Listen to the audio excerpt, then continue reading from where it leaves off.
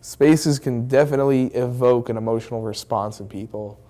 And you'll see this very subliminally and feel it subconsciously. But space is a huge factor in our enjoyment of the physical world.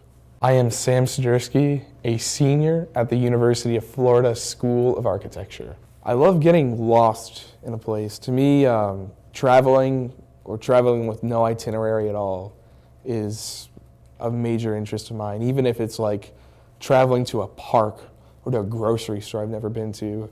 The kind of curiosity of like, I haven't seen this place, I don't know what it looks like. So going somewhere that's fresh in my mind and going in with a clean perspective and examining it for what it is.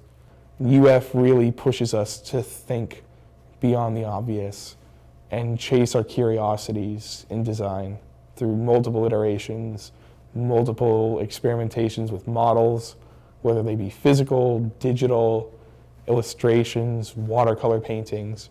We're really kind of given a creative free rein, and that you should break the rules or not regard any rules at all in pursuit of your design. People make these things. You can make a building, but unless people inhabit it and provide its function, what is it there for? To be just a shell of sculpture?